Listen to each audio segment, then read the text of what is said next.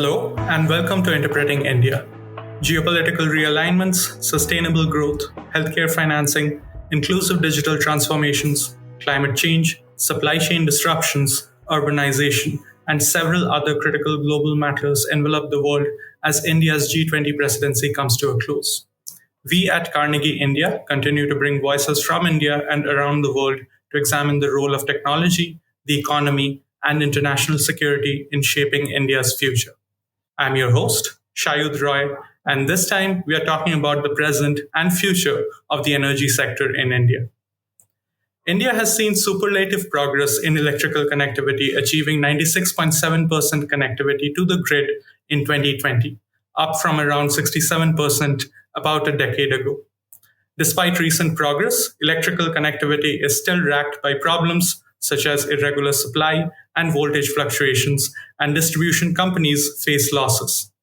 72.5% of electricity generated is derived from coal, which serves to impede our climate goals, and renewable alternatives require energy storage mechanisms that are technologically complex and depend on locally unavailable raw materials. For the discussion going forward, it helps to know that the electricity sector can be broadly split between generation, transmission, and distribution. To talk about these issues, we are joined today by Mr. Karthik Ganesan of the Council on Energy, Environment and Water. Mr. Ganesan is a fellow and director, research coordination at the Council, where he ensures cross-team coherence for CEW's research direction and imperatives. He also acts as an internal advisor across research teams and creates institutional platforms that spur innovation. In addition, he holds a master's degree in public policy from the Lee Kuan Yew School of Public Policy at the National University of Singapore and an undergraduate degree in civil engineering and an MTech in infrastructure engineering from IIT Madras. Mr. Ganesan, welcome to Interpreting India. Thanks, Shivu, for having me on this. Really excited for the conversation we're going to have. So I was wondering if we could discuss some of CEW's reports that you have co-authored. And I'd like to start with a particular paper that discusses the state of electricity connections in India. And if we could perhaps start with some of the reasons why some households still do not have an electricity connection. So, Shayud, this conversation on, electricity connections is kind of passé in the sense that, with the rollout of the DDUJY, which is the Deen Dayal Upadhyaya Gram Jyoti Yojana, and the subsequent Saubhagya Yojana, which basically shifted focus from village electrification to household electrification. There is an implicit understanding that we have near universal connections today, right? So when you do ask me the question about, why some households don't have it, we are talking about a very small fraction, possibly, less than 2%, if I may hazard a guess, because, it's really, it's uncertain at this point in time. But unfortunately, 2%, even in the context of a country like India, is a sizable number of households, right? And the primary reason for many of them to not have a connection today is really that the cost of extending the grid to some of these areas is exorbitant.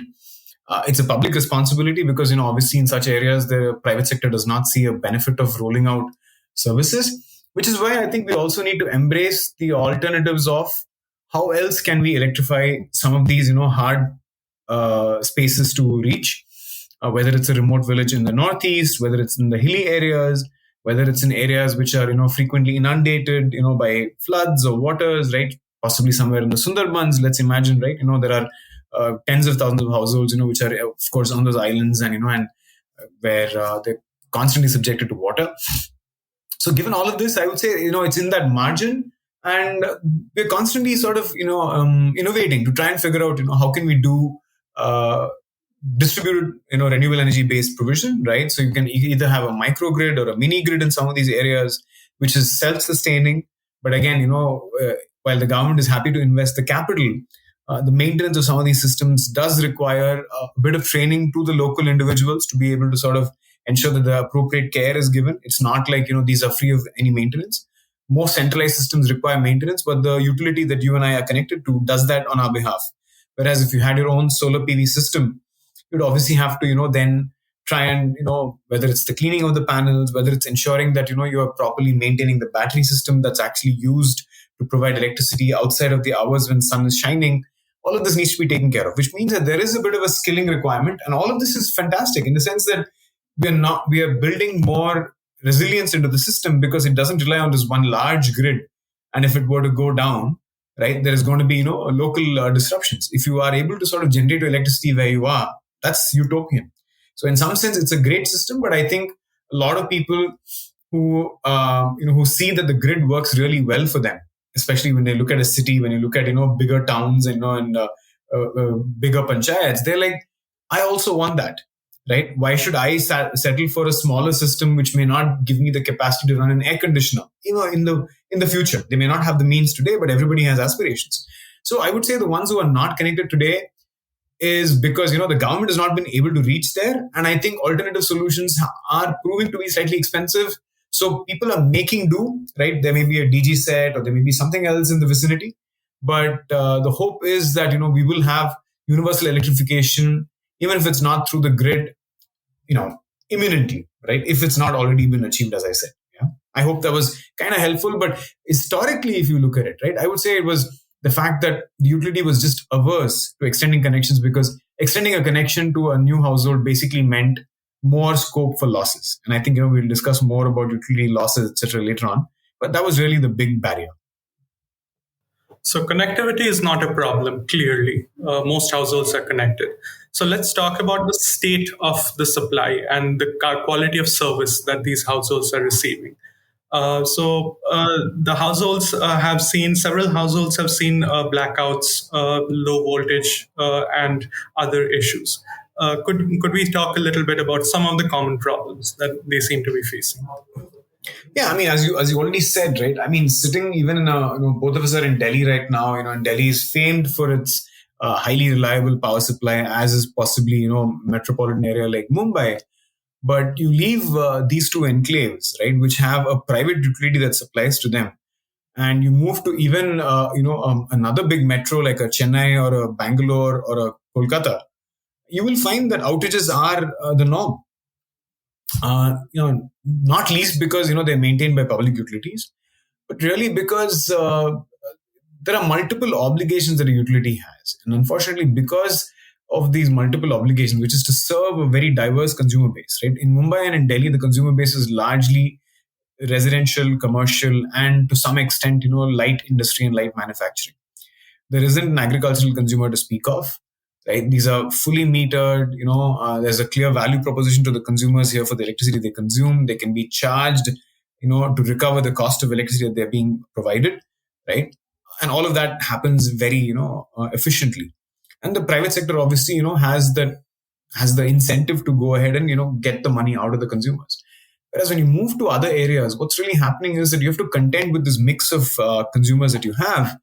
And as a result, the utility is really chasing different actors, to pay up, having to contend with the political promises to, provide free electricity to one constituency, whether it's the farmers at some point in the day, or whether it's subsidized electricity to some, specific industries, or for that matter, subsidized electricity to a lot of residential households, and from whom recovery is also tough.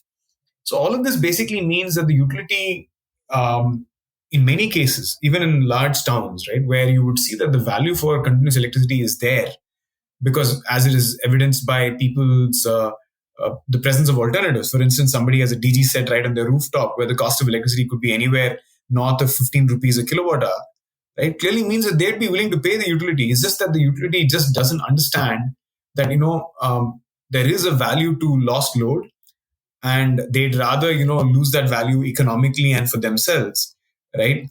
In pursuit of whatever political goals that they have, or whatever, that they have to cater to. And, just carry out outages in many cities. So basically the main issue is, of course, of frequent sort of, outages. They may not be long lasting, but that's again been a facet of electricity supply in India for many decades now.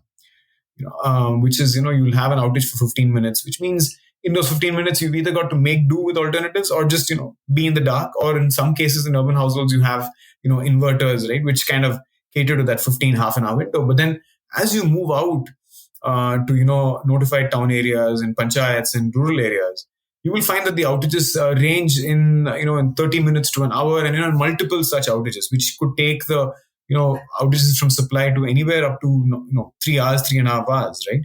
It has drastically come down. It has drastically come down because it has been mandated that supply needs to be kept, and increasingly consumers are finding value. But what we are seeing is that the amount of money that utilities are losing over time is not necessarily going down fast enough. I mean, it's not increasing at the pace at which it was increasing through the 2010s, but it's not going down fast enough. Tariffs still are not cost reflective. One can argue whether the cost of supply is high, but it's mainly outages. But the other underlying one, which we've highlighted in some of our studies, which also came to light, I remember when I was discussing this with some people who are citizen scientists, was the really poor quality of voltage supply in many parts of rural and second-tier towns.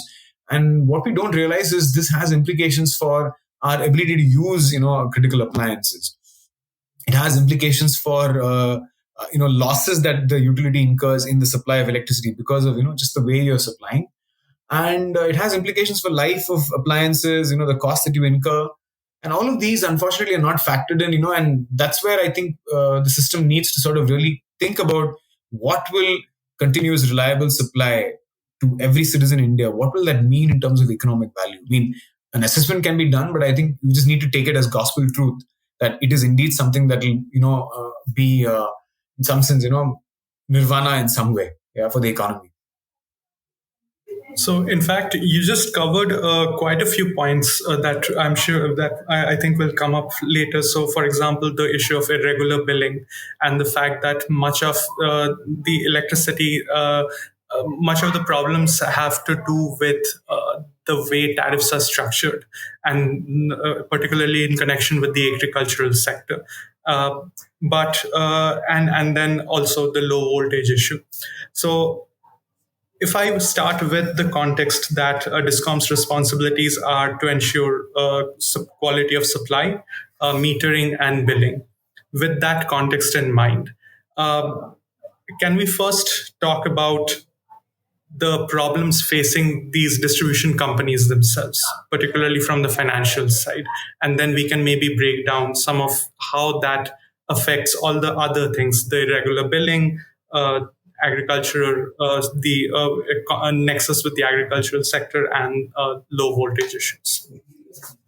Sure. So, again, the problem of, the malaise in the utilities when it comes to their finances is well documented, has been researched. And I think, even people who are not in the sector seem to be aware of what is running through. And to give a context, the Indian utilities have been losing money to the tune of about, $10 billion a year on average for the last, at least 4 or 5 years, right? Which means that you are not able to recover that money from your consumer. If you're not able to recover money, what do you do to operate next year? You take a loan, right? You take a loan to basically make good, whatever working capital requirements you need. And that loan needs to be paid back because, effectively, that's the only way somebody is going to give you money.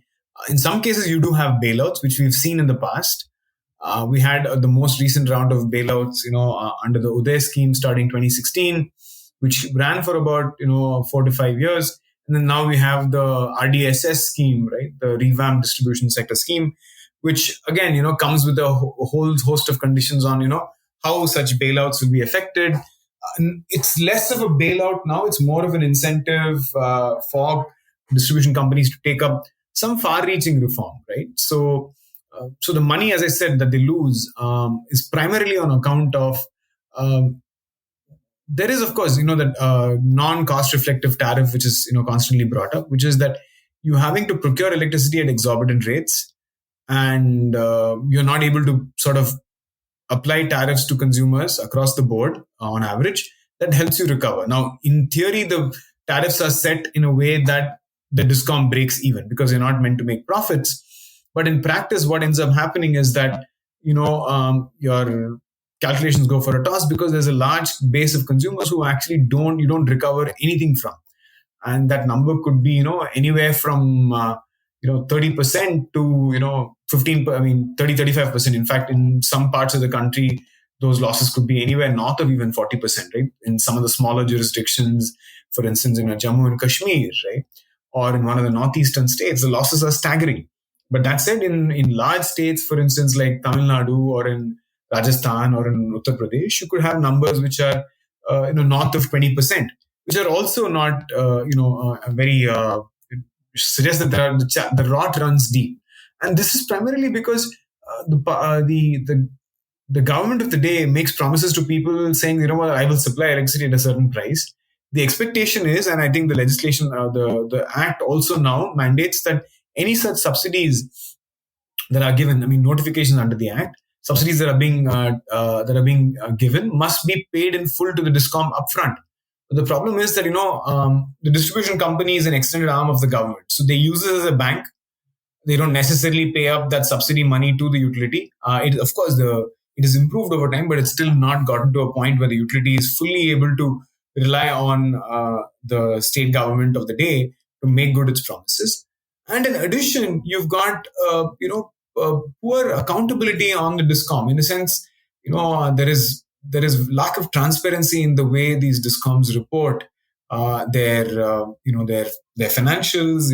There is a famous among at least the policy groups, we talk about how there are different balance sheets that they have for different stakeholders. One for the regulator, one for the financier, one for the state government, and one possibly even for the central government.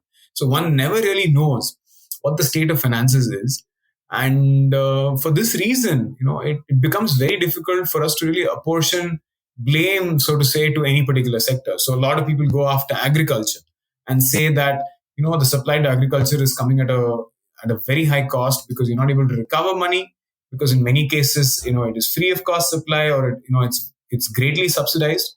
And what happens is the distribution company, to mask its own operational inefficiencies, ends up booking a lot of supply against agriculture and says, I've supplied so many million units of electricity to them, and all of this is basically has to be made good to me. But the state government obviously is not prepared to make good all of that. But the double whammy is that you're not actually able to measure what is the amount of electricity that's been supplied to those entities, because you don't have meters in agriculture in many jurisdictions.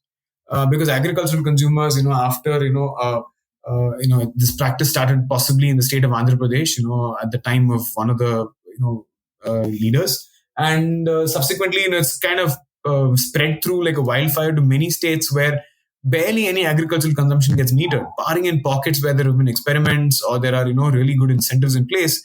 It really doesn't happen. So you blame agriculture at times. Sometimes you blame theft of electricity in rural areas and in peri-urban areas by consumers, specifically for instance in states like Uttar Pradesh. So because of all of this, it's become a bit of a challenge to as I said, talk about who specifically to blame. But by and large, the blame is on poorer consumers and who don't end up paying, or on agriculture across the states. And that's really where I want to leave it at. But so maybe you want to sort of stop here and take stock of what you've heard and what we want you to kind of get into more details on. In fact, I think this is just the right point to mention, and I'm reading this out here. So in 2019 to 2020, 21% of the total electricity supply was sold to agricultural consumers, and their share in the total revenue collected was only 2%.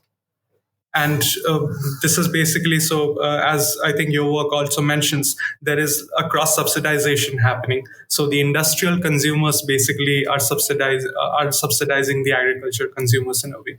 The industrial consumers contributed about 34% of the total revenue, whereas their share in the electricity sale was 28%. So and this seems to there doesn't seem to be an easy way out of this. Which is exactly as I said, which is one of the reasons why utilities in urban areas like urban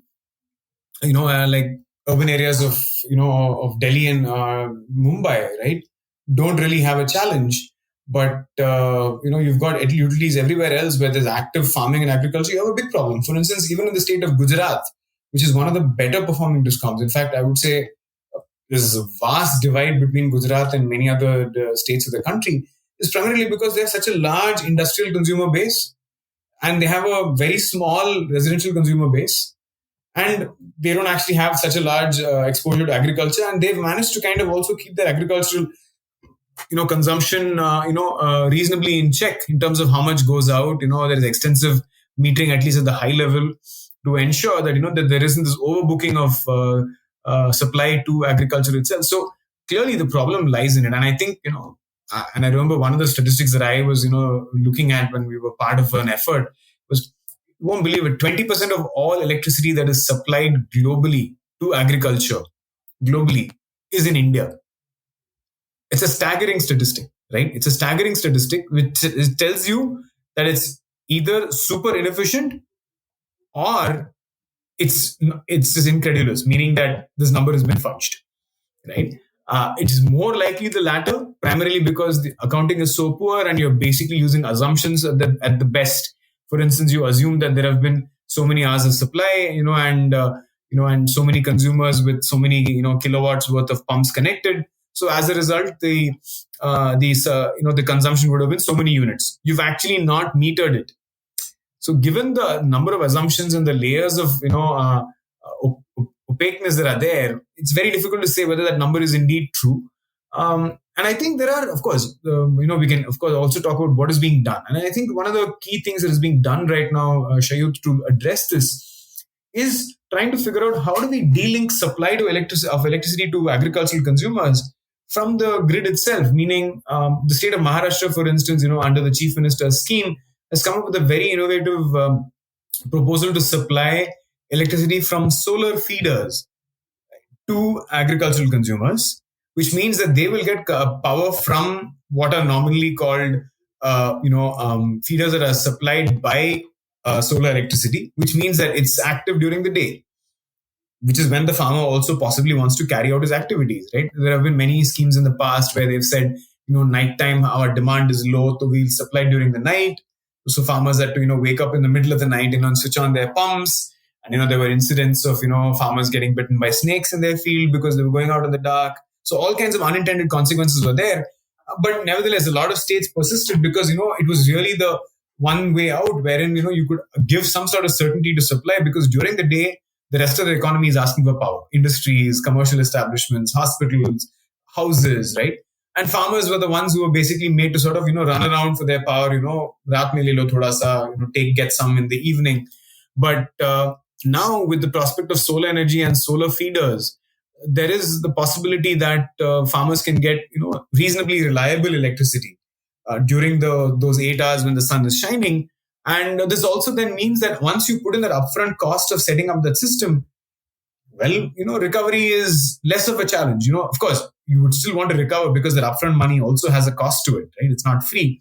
But at least, you're not hemorrhaging money on a yearly basis, because, each unit of electricity that you procure otherwise from a power plant comes at at an exorbitant rate of, 5 rupees or 6 rupees, right? All included.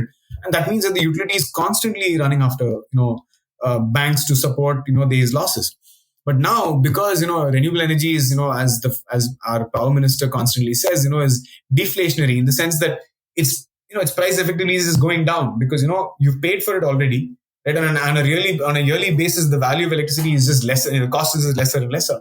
So it's attractive, but again, it's also not easy, because there's a huge amount of capital that's required to, for instance, segregate feeders that will supply only to agricultural consumers.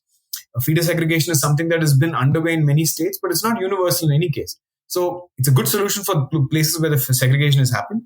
There are, for instance, schemes that look at farmers installing solar panels on their fields, supplying the surplus back to the grid, right, over and above whatever they consume, and then they get remunerated for it, right? Then there are schemes which have basically looked at standalone electrification of pumps.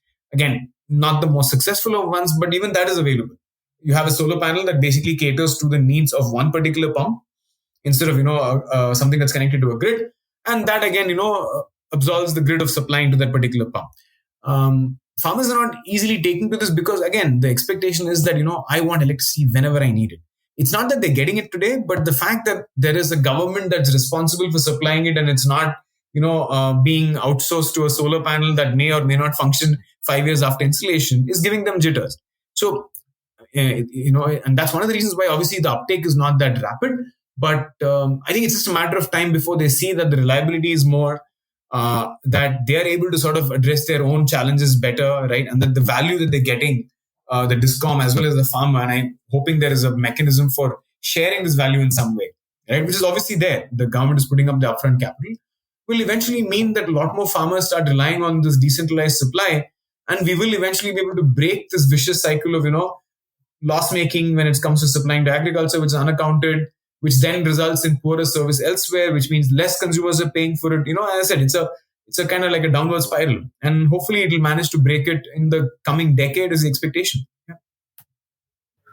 So, since we are on the subject of solar, if I could just take a quick aside and sort of talk about where things stand with respect to solar, the solar industry and energy storage, because that's clearly where the future is headed. Uh, we have a problem in India right now in the sense that the manufacturing of solar PVs is extremely capital intensive, requires a modicum of skilled labor and large capital investment. And these are clearly impediments. One could argue that there are similar impediments to energy storage, battery manufacturing also. Lack of unavailability of raw materials, again, large capital investment and such. Where do you see the future of solar and battery manufacturing in light of these problems? Right. I think as you know, there have been 2 rounds of PLI scheme for solar PV that have already been, conducted and successfully so. And the expectation is the PLI, for those listeners who are not aware of it, is the production linked incentive scheme, which the government rolled out for multiple sectors of the economy, right, at a cost of about 1,45,000 crore over many years, of course. And specifically, the solar PV one, I think, was fairly oversubscribed, right? Both the rounds.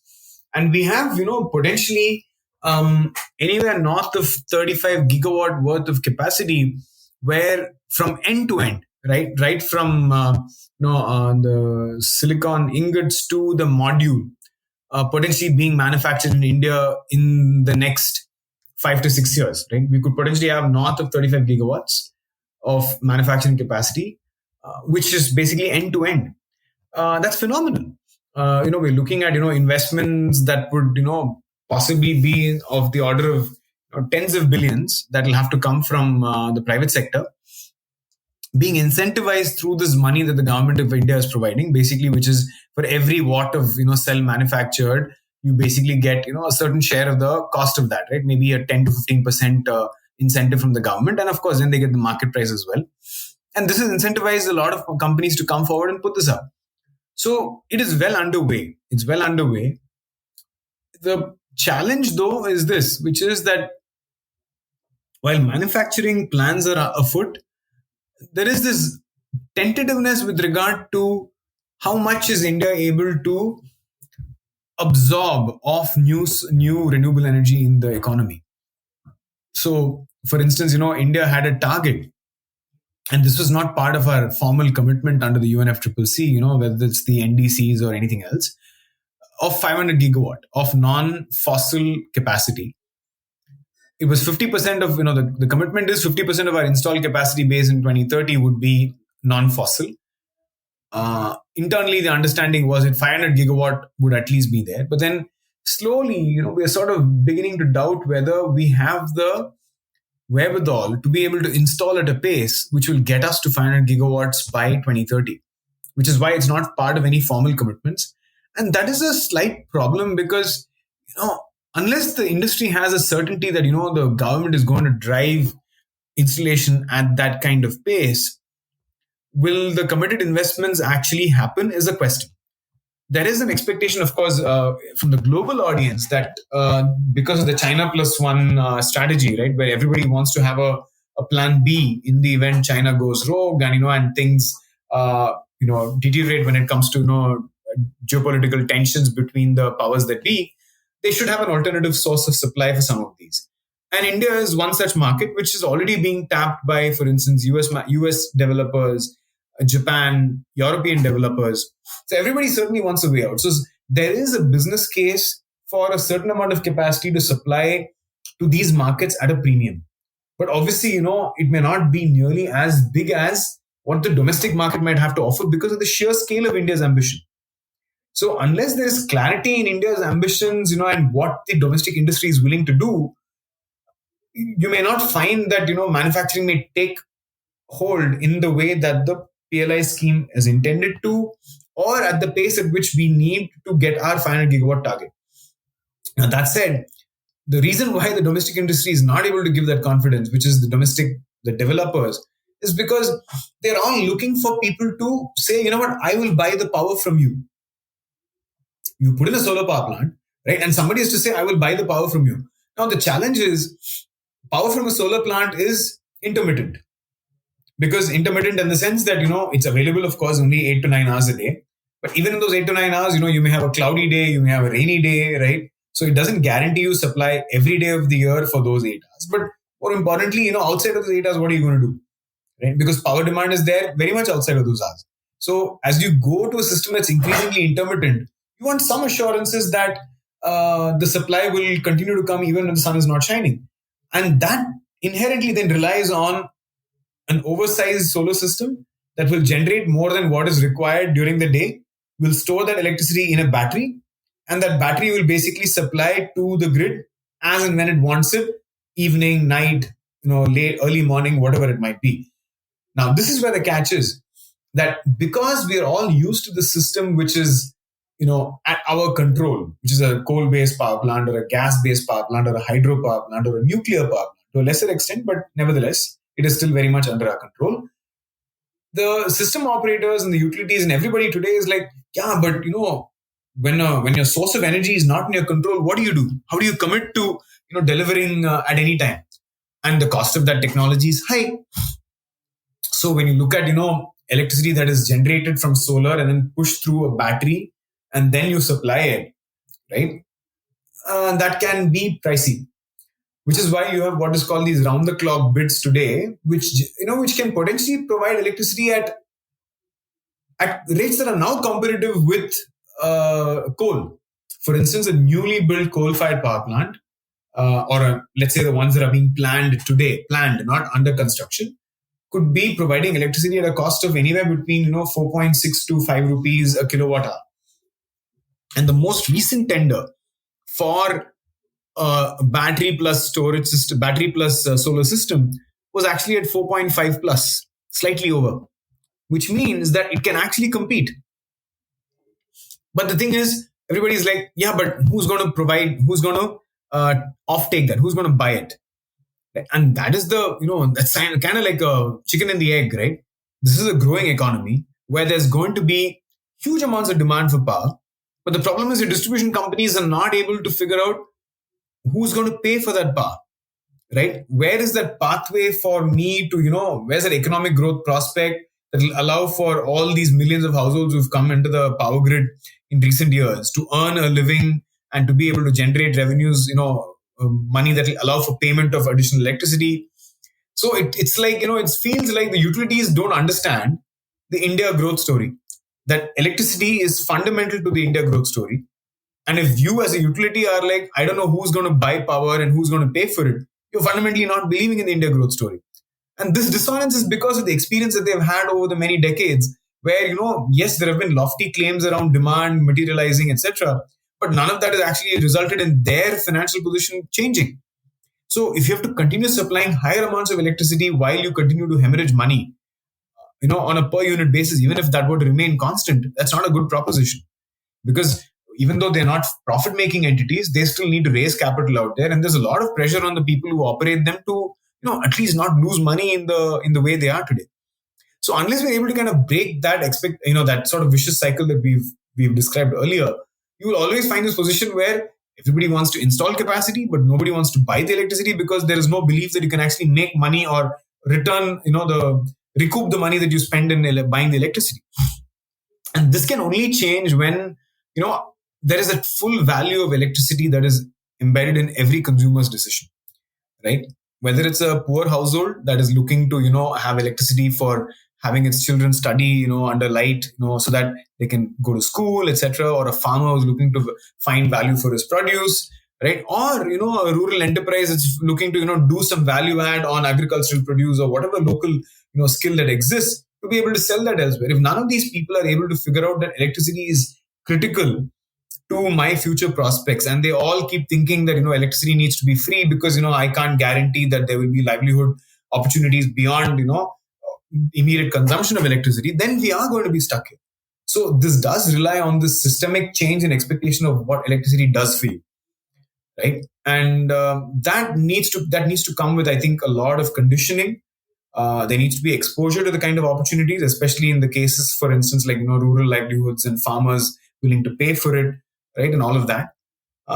It's going to take some time, right? I think we've tried to kind of push it from the supply side, but I think now the demand side needs to gear up so that it says, okay, I will pay for the supply you're giving me, which will then give confidence to utilities to go ahead and procure power, right? Or at least whether it's from the market or from long-term agreements is a different thing, and that will then kickstart this industry. So long to answer your question, in a few words, absolutely, there is indeed a future for manufacturing of solar PV and batteries in the country.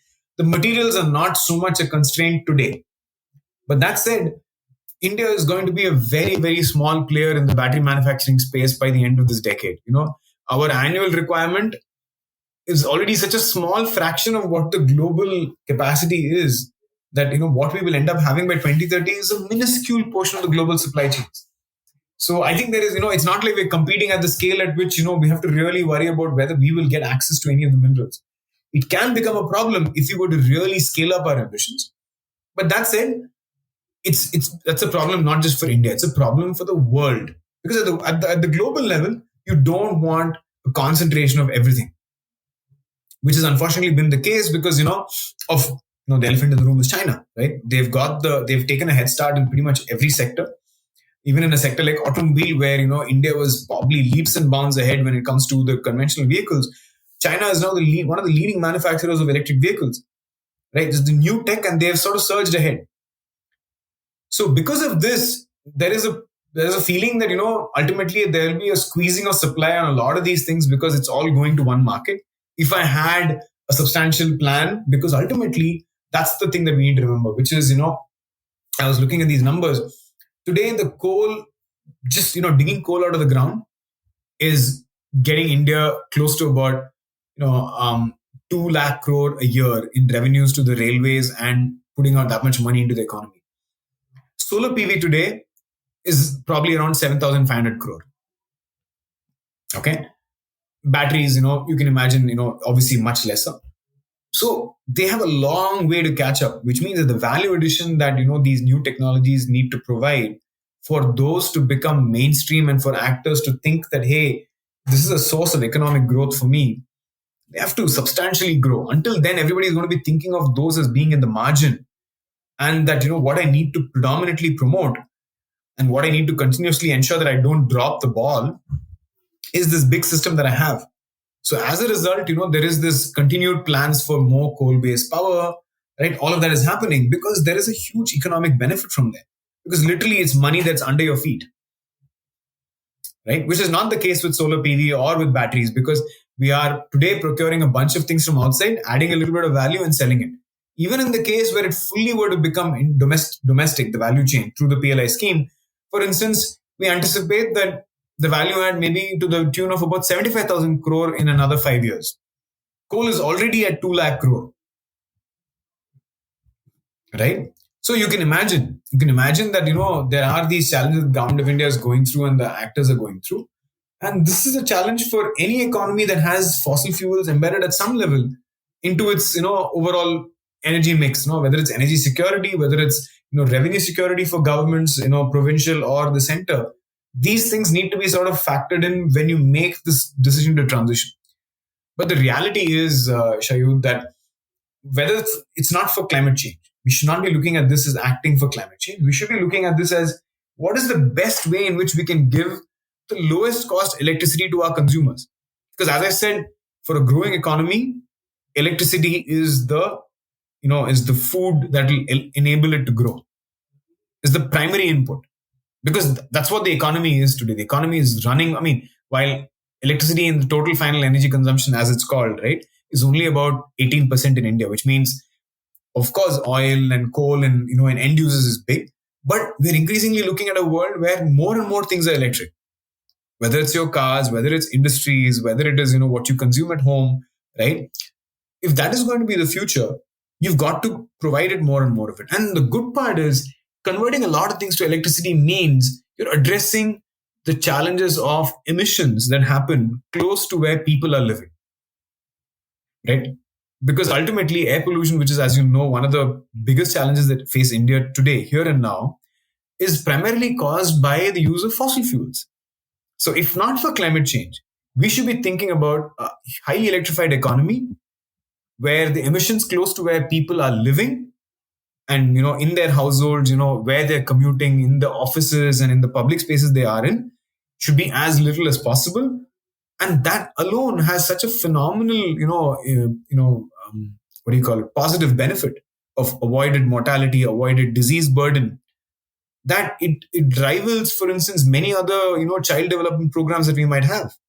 That is the burden of air pollution today. So I'd say there's a big reason for us to act, to be able to bring in these new technologies that wean us away from coal. While we know that coal definitely is important today because that is what we have, we've got to actively figure out how do we decrease the cost of electricity that we provide our consumers with. Because let's be very clear, India has one of the most expensive electricity prices in the world on a purchasing power parity basis, right? Right? Which means that, of course, for households, etc., it's subsidized and whatnot. But the problem is it's costing the economy. Right? And ultimately, if you don't grow the pie, you can't keep dividing the pie, through populist measures because your pie is not growing. And then, you have a case of, we're just wearing down the economy. We'll be consuming a lot of stuff, but we're not producing enough. So you've got to grow the economic pie. And for this, electricity for productive activity has to be cheaper.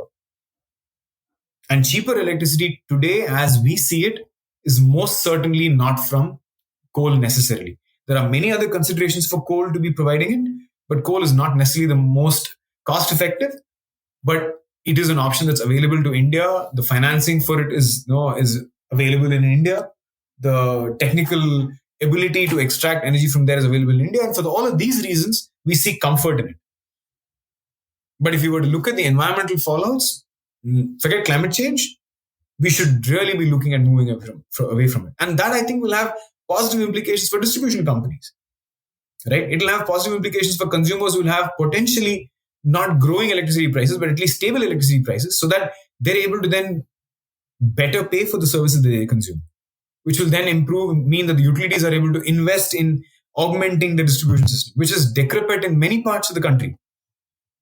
Right? In many urban areas, for instance, it's aging infrastructure, right? It's probably 30 years old, 40 years old. Frequent outages. If you live in a dense pocket in Delhi, you might find, on a hot summer day or a night, you might find outages because the transformer is not able to handle it. It needs more investment, right? So all of this will happen. So there is definitely like a positive cycle that we develop the moment the cost of electricity to the utilities goes down. And today, unfortunately, our conventional sources is not delivering that. RE plus storage can, but it needs to be facilitated through a lot of investment that's upfront. And for that, I think we need to think slightly beyond tomorrow. We need to think 10 years from now. And we need to ensure that that industry and the value add that we expect from it will be captured through domestic entities. Otherwise, I think we will certainly be stuck in this by thinking, hey, this is not an industry that India is supporting. We should take this transition slower. So, sticking with the theme of the future and also connecting to the issue that you highlighted just a while earlier about suppliers not having confidence that there will be enough demand. We could, at this point, talk about what the future of household demand in the electricity sector looks like. And to tie this in, we could discuss about the smart meter survey that was done, because it talks a lot about where household demand comes from, where most of the demand comes from, how households can be segregated on the basis of low demand versus high demand, and what it tells us about the future. So, as was pointed out in the report, one of the key sources of demand of electricity is the use of appliances. So, as I said, today in the Indian economy, roughly about a quarter of the electricity is going to households, right? As we kind of become like an economy which is much like the US or the EU, it's the services sector, it's households. There is a lot more appliances. There's cooling requirement. All of this means that a larger share of our consumption is going to happen in households. And unfortunately, today it is a part of the economy that's not really contributing to the recovery of the cost of the distribution company experiences. And as a result, we need mechanisms by which we, first of all, make this consumption within households the most efficient. And the way to do that is by basically getting consumers to get a sense of what are they spending money on, their electricity on, and is there a better way to get value for the money that they will spend in the future. And for this, you need information that will actually drive their decision making. And this information will come from smart meters. In a situation where, like we are in today, where smart meters are kind of being looked at to, decrease theft and loss of economic value for the utility. The future is really where consumers make a more informed choice around when to consume, how much to consume, and at what price to consume, right? And because effectively it's a communicating meter to the extent that you enable it, to the extent that it's integrated with the various appliances that you use. Sounds very futuristic, right? Running your washing machine at a time when the prices are low, or switching off your refrigerator at a time when the prices are super high. But then things are not going to go bad in your refrigerator because it has that inherent heat or the cooling that's been preserved within it. Or switching on your air conditioner at a time of day when it's actually sort of cool, where the prices are low, and sort of shutting it off for that brief period when it's possibly again spiking, because it's 15-minute 1 hour spikes that potentially can make the difference for the sector as a whole. Right? And when millions of households potentially give up their consumption because the prices are touching a certain level, you can actually free up resources for the rest of the economy. So there is a role for smart meters to play beyond just helping the utility identify who's consumed at what time and when to whether they are evading paying for it, etc. It's really about also the future of the system, where you can synchronize, right, what consumers want and with what you're able to provide. And if there is a gap, get consumers to say, what, I'm willing to not consume at this particular hour, right, or willing to consume at this particular hour because the prices are lower. And as a result, you bring down your overall the size of the system. You're kind of doing this in a way that is not burdening the system. That's this is called demand side management, or as it's called, right, demand response, as it's called, right, more recently. And this is something that will require 250 million households in India to be connected to this the web, so to say, where they're constantly transmitting information. But more importantly, you will require a system that's able to assimilate all this information, provide insights to consumers, provide insights to distribution utilities.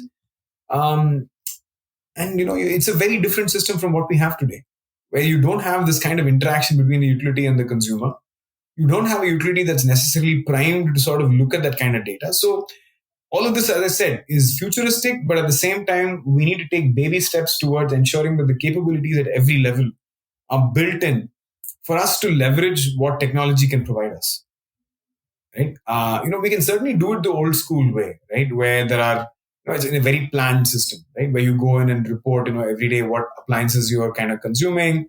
There used to be, back in the day, there used to be, to help plan for a local area, you had to actually go and report to your local authority that, I've bought a refrigerator in my house. I've got an additional XYZ appliance, possibly through the 70s and 80s, but not a feasible situation today, right? Because of the rate at which appliance penetration is happening. So you need to do this in a smart way. And this is one of them. And this will also ensure then that there is a clear direction to the utility saying, what, this is how my consumption is going to increase in a particular area. I need to either use these demand side measures to incentivize them to consume less, or improve the efficiency of appliances in a particular area because, currently they are not as efficient as they are in any other, or augment the supply that actually goes into these, which means, you'll have to actually literally provide more wires that go in from, the local substation into this particular distribution transformers, which will require, civil labor or whatnot. It's cost effective. It costs a lot of money, which will have to be then a burden on the system. So you make all of these different trade-offs. Today, all of these decisions are made without the full knowledge of what that future will look like. Smart meters can certainly enable us a glimpse into what that future will look like, because you're already getting real-time information of how people are sort of, moving along that path that, you anticipate them to, as economic growth happens in the various households. And that's really what we think the future of smart meters is, right? Today, unfortunately, as I said, it's being used to primarily see, who is basically escaping this payment net, right? Is there 30-minute consumption data? When I add it up, is it coming up to a number that I anticipate it to be, right? Because it's being transmitted. There is no question of tampering, at the month end and whatnot. It's being sent in regularly, and suddenly one day you find that the data is not coming through. What have they consumed on a daily basis, so that you can penalize them. But that's a very small use case, right? And that's the use case which is being used to currently at least promote them today, because recovery of money is also an important part. But the value that they bring is manyfold the value of just billing the consumers. And in any case, it's an overkill just to bill consumers to have smart meters.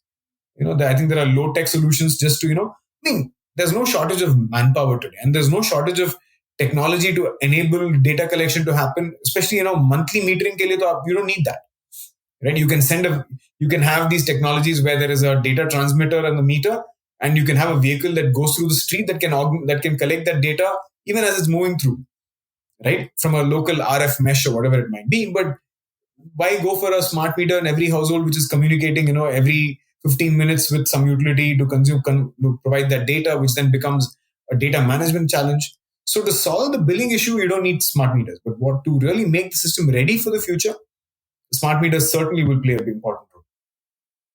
I see. I think the report also discusses very briefly about some of the ways in which smart meters are being deployed.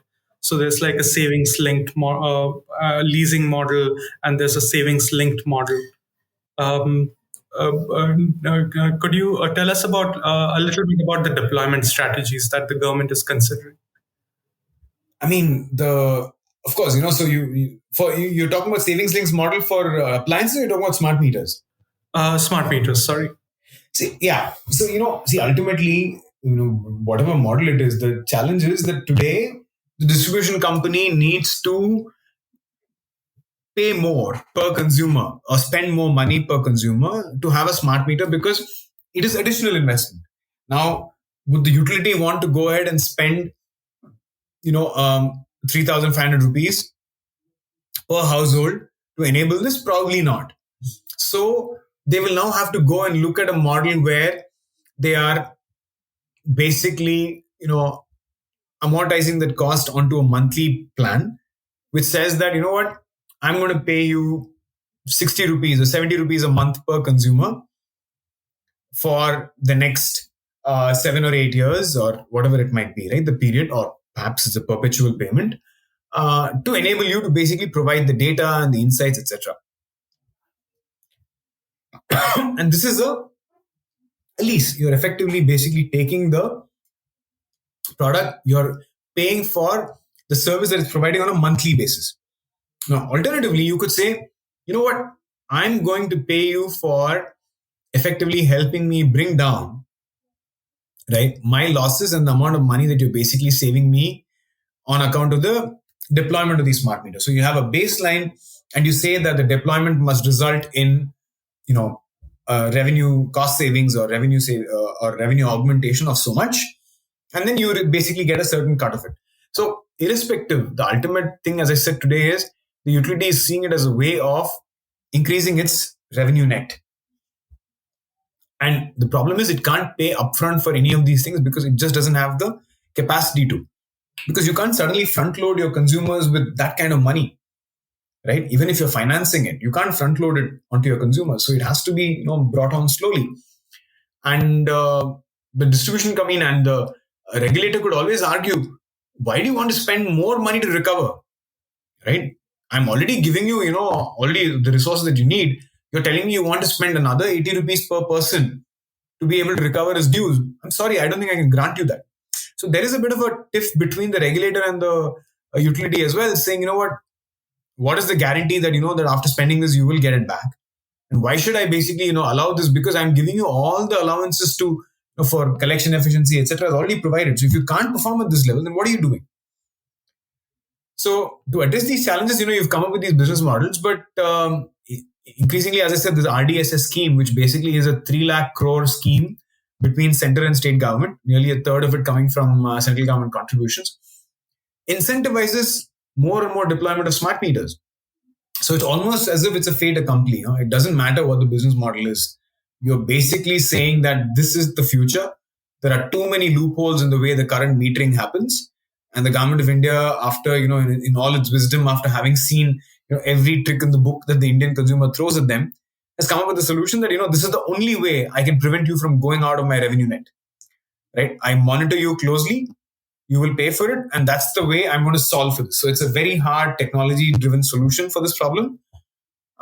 We certainly think there's merit to it, because we have also seen it play all of these when we go to the field to visit and see the innovative ways in which people kind of hook onto the electricity cables without having to pay for it, bypassing the meters, tampering with the meters, acting in collusion with the meter readers, to basically not pay the bill. So there's enough avenues in between, the consumer and the utility for, the ball to be dropped, as in the money to basically disappear.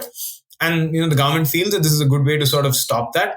Certainly is one, but it also tells you of that, as I said, these are all forced solutions. These are not solutions that the people are willing to accept. They spread canard about this, in local newspapers, local WhatsApp groups, for instance, among community members will tell you, don't allow smart meters in your household. It increases the bill for you because they control it from the outside. An incident that happened in the state of, I think in Mathura, for instance, where close to 1 lakh consumers were left without electricity, on a key evening. I forget what date it was, whether it was Holi or whether it was one such celebration, where I think accidentally, or perhaps, there was, some hidden agenda of somebody to make it look like, smart meters are detrimental. They cut off supply to 1 lakh consumers. And that resulted in a significant backlash where consumers was like, what, we've paid our bills. Why are you cutting off our supply? So all of these, different actors are there, some who've got vested interests in the current system, right?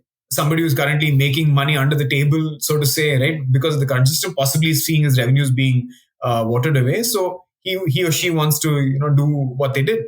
So there are a range of actors who want the existing, inefficiencies because somebody is making money clearly, right? And that's what we need to overcome. And I think for deployment of smart meters, one of the things is there has to be an active campaign that the utility needs to run, where they educate the consumers of the benefits. They tell them of, in how many different ways can the utility improve its supply to them, and ensure that there is some sort of like a new social norm that sort of, prevails over and above any other factors that might, be brought into the narrative. That you've got to pay. If you don't pay, you become sort of like somebody who's a bit of a pariah, right? You're not paying for your electricity. Right? Today, do we even see somebody who doesn't pay for the electricity or separate their waste at home? Are they seen as outcasts? They're not, because that's the norm. So how do you create a new social norm that actually gets people to be timely when it comes to the payment of electricity services, right? Much like, be good civic-minded folk, really, right? And we're hoping that, unless not hoping, I think we've also developed a standard operating protocol to ensure that the utility communicates with the consumers in a way that gets them to sort of fall in line. And not sort of, be detractors, and spread the wrong message among the public that then causes, bigger challenges when it comes to the broader rollout of it. I see.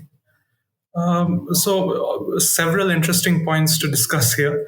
But I'd just like to close our discussion of smart meters with one fact that I found really interesting in the report, which discusses the pattern of power usage that the smart meters found. And so there's the clear demarcation between like households that are low power users below 200 kilowatt hours and households that are above that figure. And the low power users see a very constant band of power usage as opposed to the high power users. And I thought that was really informative for like anybody trying to decide to supply power to the sector. So I was wondering if like you could just talk about the implications of those.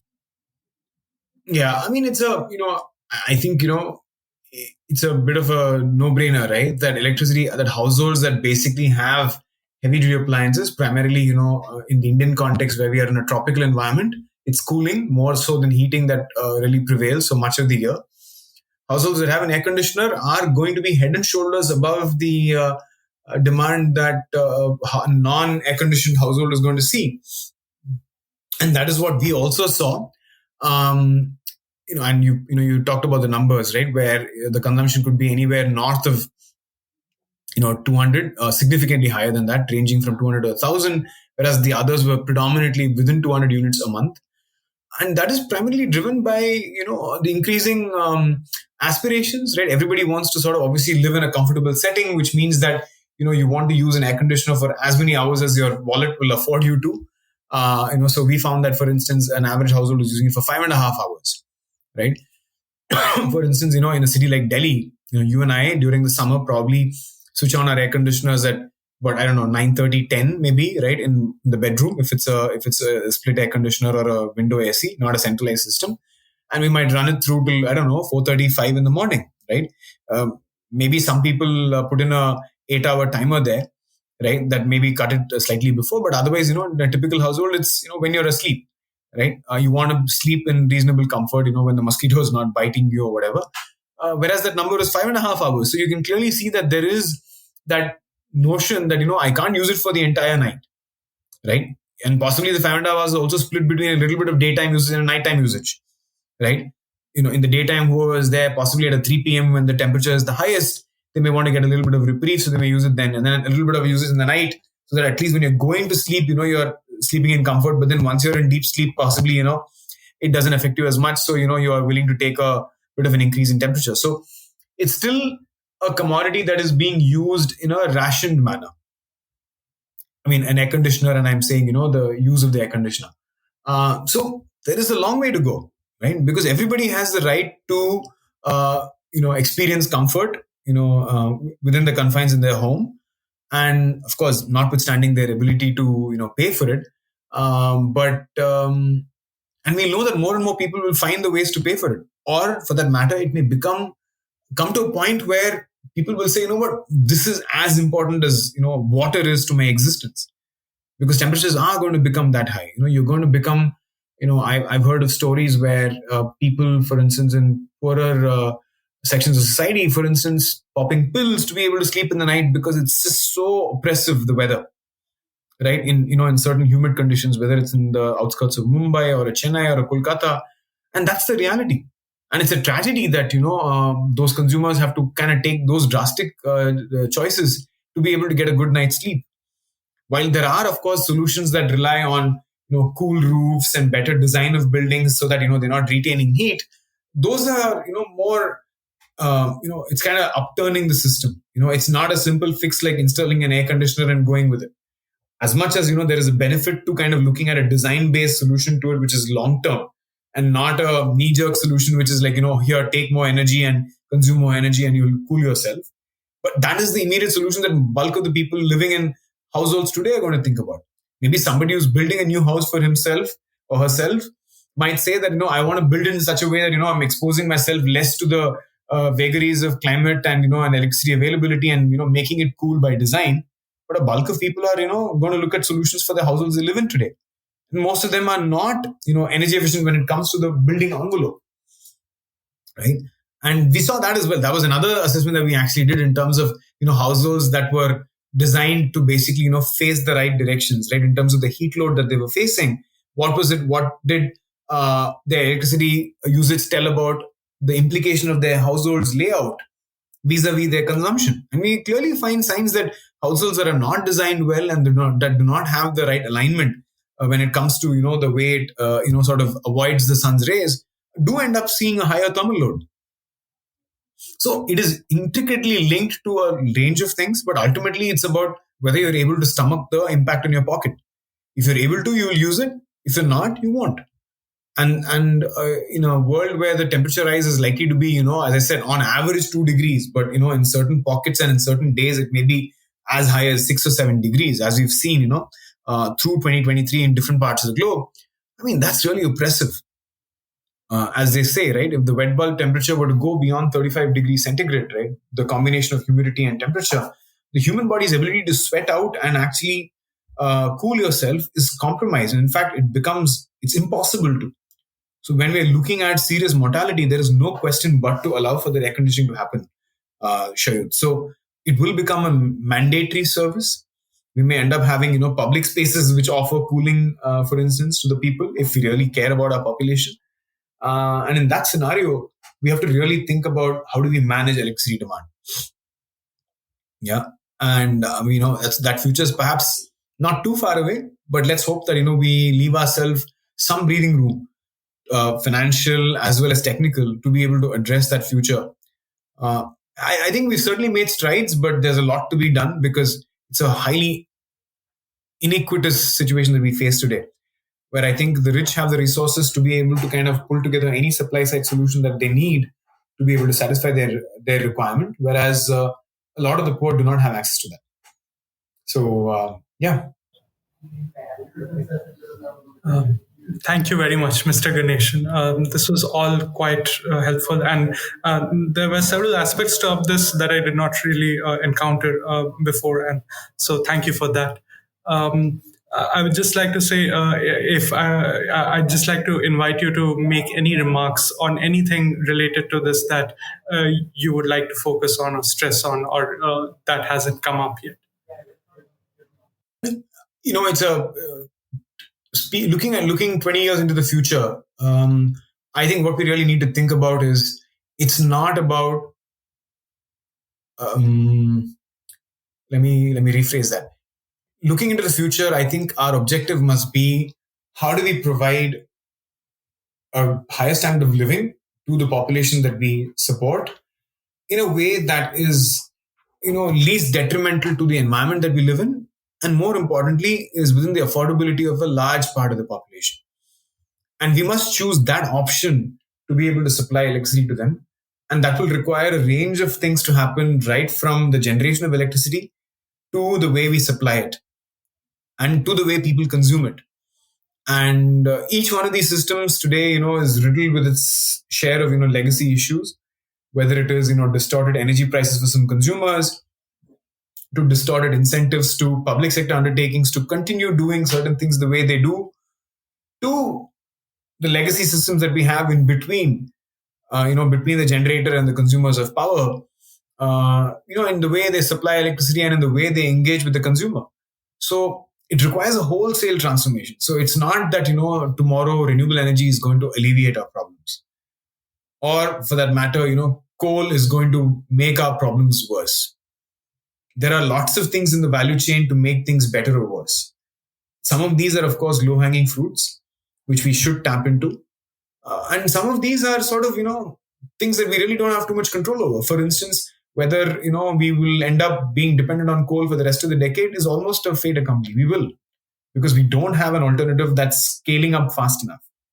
So let's not, look at what the West is telling us today and saying, you need to stop coal right now. No, that's your responsibility, right? You've had your share of your contributions.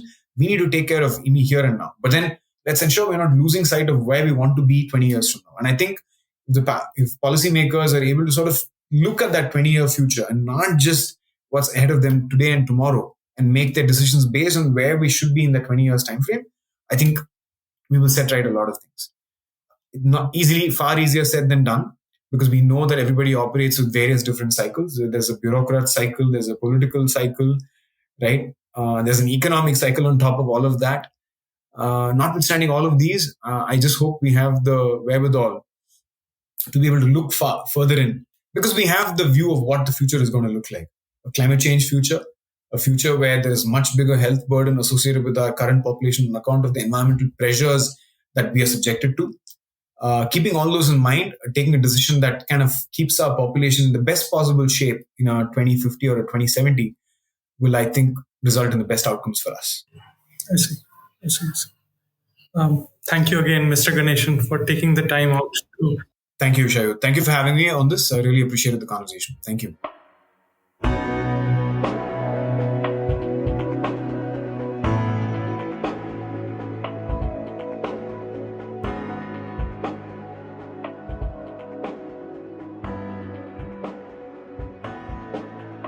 Thank you for listening to this episode of Interpreting India. Stay tuned for our upcoming episodes. You can find us on Apple Podcasts, Google Podcasts, Spotify, or your preferred podcast platform. To stay updated on our research and team, follow us on Twitter, Instagram, and Facebook. For in-depth insights, visit us at carnegieindia.org. See you next time.